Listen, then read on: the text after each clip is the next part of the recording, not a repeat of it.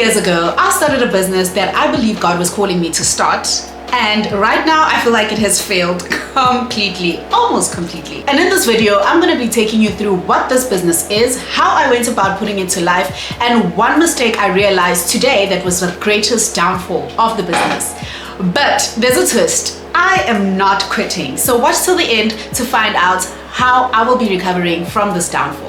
Let's go! Hey tribe! So in 2019, I launched Oyana Femi-Fit, which is a female fitness community where women express themselves freely through yoga, dance fits, and dialogue. So we focus not only on the physical aspects of fitness, but also on the mental and emotional wellness. This vision came to me when I was job hunting right after graduation. I went to the gym one day and I realized a group of ladies, confident, comfortable in their bodies while in the bathroom, but once they left the bathroom and went to the gym floor, their demeanor changed completely. They were all of a sudden overly conscious on how deep they squat, overly conscious on whether they have a camel toe or not. And that's when it hit me. Women need a space to express themselves freely through fitness where they can be unapologetic, free, and unfiltered. So my business partner and I did it. We launched Oyana Femi-Fit, and for the launch, we had a bikini blast with the slogan, "All bodies are bikini bodies." And the goal of this launch was to get women coming in comfortably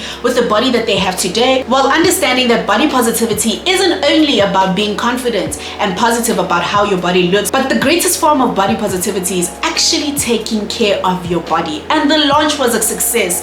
The women got it. They left different. But sadly, that was the peak of the business, because after that, things kind of went downhill.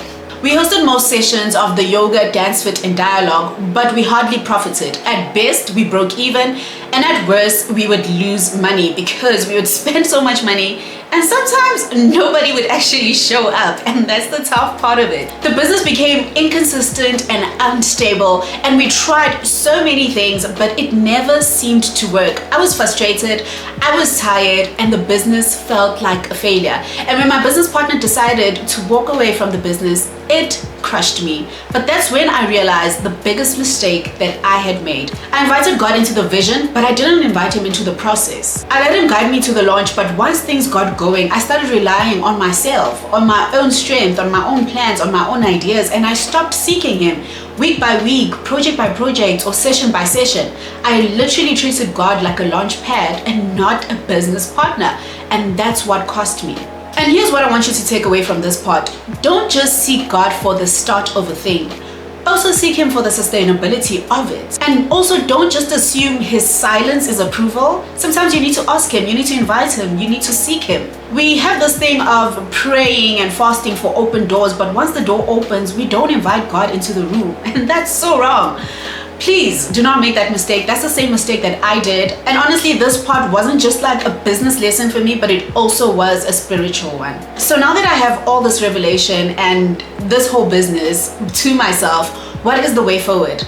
The great thing about God is that he meets you where you are. So after all of this realization, I bumped into a video of a lady that says she has meetings, business meetings with God, and I was so interested, I clicked on that video. And a week later, I bumped into a book titled God is My CEO, and I knew that God was looking for my attention, and I bought in. I realized that a successful business is not just about being business smart, but it's also about being surrendered. I've also realized that a lot of businesses are successful not only if the CEOs or founders believe in God, but when you look at it clearly, they apply godly principles even if they don't believe in God. I had to take a step back, so here's what I'm doing now. Number one, I have weekly meetings with God, and this is what we go through. It is a 1-hour weekly meeting, and we have 10 minutes for prayer and worship, to invite God into the room, to invite God into the space, to humble and surrender myself to whatever he wants to tell me during that time. Then number two, I seek him through scripture. So I'm going to write down 2 or 3 things that have been on my mind when it comes to the business,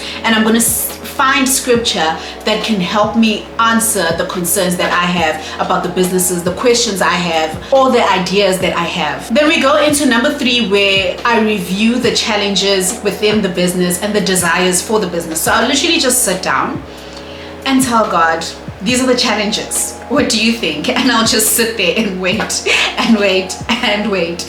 And also, these are the desires for the business. What do you think? And wait and wait and wait. And to be honest, sometimes it doesn't come to me within that 10 minutes, because all these things I'm mentioning, I break them down into 10 minutes each. So number 3, with the reviewing the desires and the challenges, sometimes I don't get the answers within that 10 minutes. It will come to me in a day or 2, but I wait. Number 4, I listen and I journal. So I'll just sit there with my pen and my journal and wait. If any idea, any thoughts, anything comes to mind, I will journal it and not create a boundary of thinking, oh, maybe that one is not from God.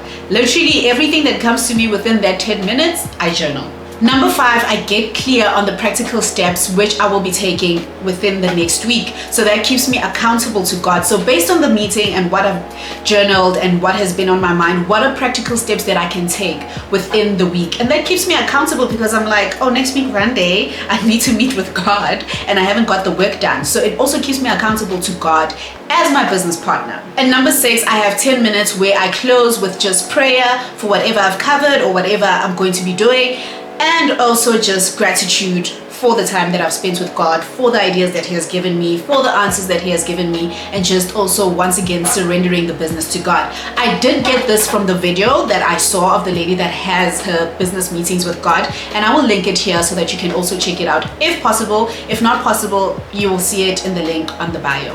And these weekly meetings, accountability to God and inviting God not just as my launch pad, but as my business partner, step by step, week by week, project by project, session by session, is how I plan to recover. And I do not want to be a Christian or business person without expectations. So I do have expectations for the business, and hence that's why I say I feel like the business has failed. And this is not to say that we didn't have sessions where the impact was made and it was incredible. And I hold on so deeply to those sessions, because beyond the money, for me, it's about impacting, influencing, and inspiring women in fitness. But what I am saying is I refuse to work on a business and it does not work profitably. I honestly refuse to, because His word says He will bless the works of my hands. If I abide in Him and Him in me, I will ask what I will and I will be successful.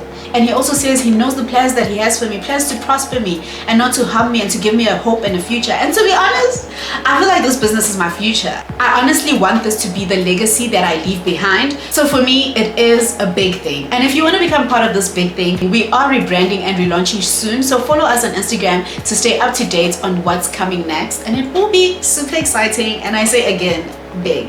And if you feel like you're sitting with a failed business, or stagnant within your business, maybe it's time you take a step back and go back to the secret place and ask God and seek Him for whatever the challenge is, but not just once, but weekly, daily, and even in the moment, because the word says He is a present help at the time of need. You've got this. Let's go.